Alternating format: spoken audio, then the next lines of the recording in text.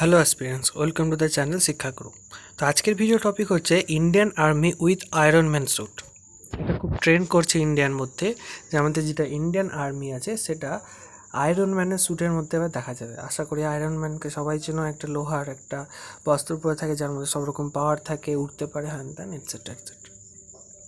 তো সেটাকে ইঞ্জিনিয়ারিংয়ের ভাষায় বলছে এক্সকেলিটন ইন ইন্ডিয়া কামিং সুন। সেটাই কী বলছে? এক্সকেলিটন। ঠিক আছে, দেখো ডিআরডিও যেটা আমাদের আছে, DRDO developing exoskeleton for the Indian soldiers posted in high altitudes. মানে হাই অল্টিটিউড যেমন সিয়াচেন আছে, কাশ্মীরের বিভিন্ন অংশগুলো আছে, উত্তরাখণ্ড আছে, অরুণাচল প্রদেশ আছে, সিকিম আছে, এরকম হাই অল্টিটিউড এবং রান অফ কাজ আছে। এইসব হাই অল্টিটিউড এলাকায় কাজ করার জন্য স্কেলিটন তৈরি করা হচ্ছে। কিন্তু এরকম কোনো ব্যাপার নেই যে স্কেলিটন ভারতেই প্রথম তৈরি হচ্ছে, তার কোনো ব্যাপার নেই। Already Iran, Iraq, US, Britain এবং ইভেন চায়নাও স্কেলিটন ডেভেলপ করে ফেলেছে এবং তার সোলজারদেরকে প্রোভাইড করে ফেলেছে।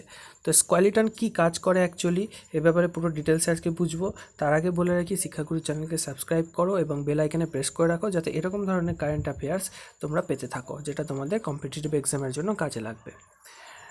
দেখো, আমাদের যেটা ইন্ডিয়ান টেকনোলজি ডিপার্টমেন্ট ফান্ড আছে, মেক ইন ইন্ডিয়া একটা প্রজেক্টের মধ্যে পড়ছে, সেই ওয়েবসাইটে এখানে এক্সকেলিটন IA 18.01% সেই ব্যাপারে আর্টিকেল একটা লঞ্চ করা হয়েছে, যেটা দেখেই পুরো সবাই বুঝতে পেরেছে যে এক্সকেলিটন আমাদের ইন্ডিয়াতে খুব তাড়াতাড়ি আসতে পেরেছে তোমার ইন্ডিয়ান সোলজারদের মধ্যে। কিন্তু এটার ব্যাপারে আরও কিছু বলা হয়েছে যে এটা শুধুমাত্র ইন্ডিয়ান সোলজারদেরকেই দেওয়া হবে না, যে মানে বিভিন্ন ম্যান পাওয়ার বাড়ানোর জন্য। অ্যাকচুয়ালি ব্যাপারটা হচ্ছে এখানে বলতে ম্যান পাওয়ার বাড়ানোর জন্য ইউজ করা হবে। যেমন বড় বড় ফ্যাক্টরিতে তোমার বড় ফ্যাক্টরিতে বড় জিনিসপত্র তোলার জন্য ক্রেন বা অন্যান্য রোবোটিক্স ইউজ করা হয়, সেখানে মানুষই ইউজ করবে, কিন্তু তার পিঠে বা শরীরের সাথে সেই এক্সকেলিটনটা লাগানো থাকবে এবং তাদের ধর একটা মানুষের ওজন, কোনো একটা হেভি ওয়েট চালার ক্ষমতা আছে ধরো 70 কেজি, তো সেটা হয়তো 3 গুণ বেড়ে যাবে, 200 কেজি বা 300 কেজি ওজন খুব সহজেই সে তুলে এক জায়গা থেকে অন্য জায়গায় নিয়ে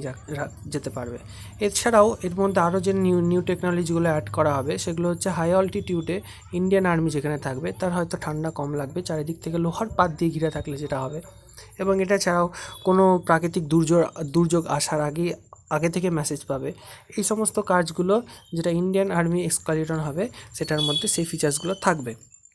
তো আরও কিছু জেনে নিই, যেমন দেখো চায়না অলরেডি ক্লেম করছে যে তাদের সমস্ত সোলজারদেরকে যারা হাই অল্টিটিউডে পোস্টিং আছে তাদেরকে এক্সকেলিটন প্রোভাইড করেছে। এই যে দেখতে পাচ্ছ পায়ের সাথে যেটা লাগানো আছে, এটা মানে কি তাদের পায়ের পেশি কোনো সময় ক্লান্ত হবে না, বা তারা ক্লান্ত হবে না, উঁচু জায়গায় খুব সহজে উঠে যেতে পারবে।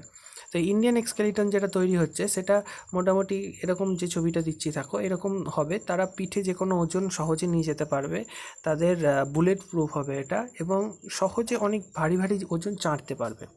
তার ফলে কি হবে, যেমন সিয়াচেন অল্টিটিউডে পার ডে প্রায় 5 থেকে 6 কোটি টাকা খরচ হয় সেখানে খাবার দাবার পৌঁছাতে, বা সেখানকার মেনটেন্যান্স খরচ প্রায় 5 থেকে 6 কোটি করে পার ডে খরচ হয় সিয়াচেনে।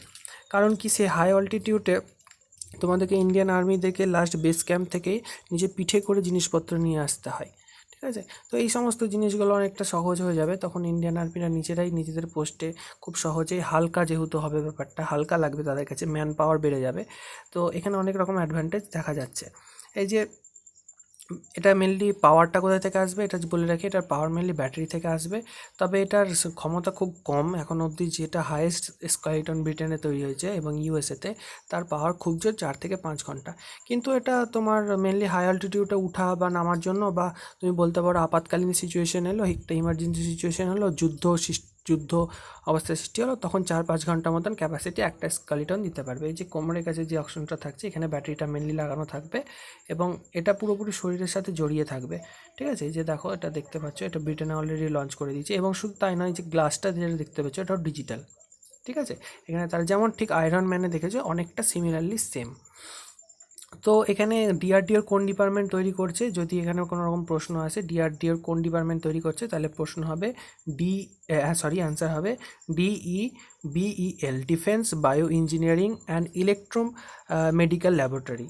তো ডিআরডিওর অনেক ডিপার্টমেন্ট আছে, তার মধ্যে এই ডিপার্টমেন্টটা এক্সকেলেটরস তৈরি করছে। কোন টেকনোলজির মাধ্যমে তৈরি করছে? C4I টেকনোলজির মাধ্যমে। C4I কি?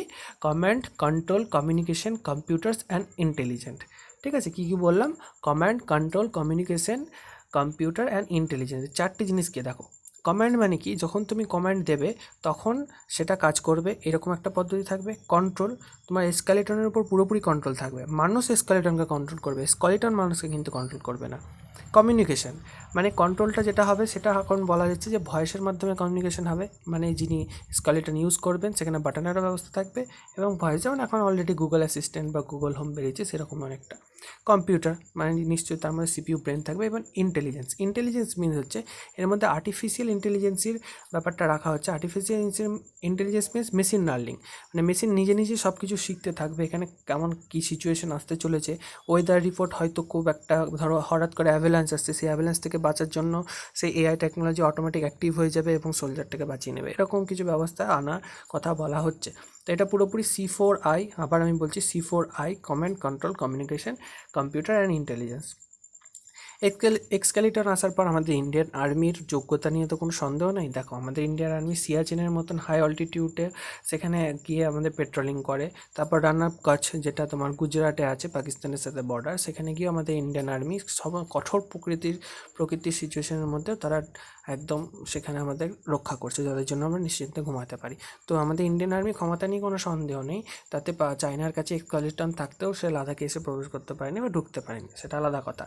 হ্যাঁ, তো যাই হোক, তো ইন্ডিয়া অলরেডি লেট আমি বলবো, কারণ ম্যাক্সিমাম যেগুলো আন্ডার ডেভেলপিং এবং ডেভেলপড কান্ট্রি আছে তারা স্কেলেটন তৈরি করে ফেলেছে এবং তারা ইন্ডিয়ান আর্মি তারা নিজস্ব কান্ট্রির আর্মিকে প্রোভাইড করতে পেরেছে।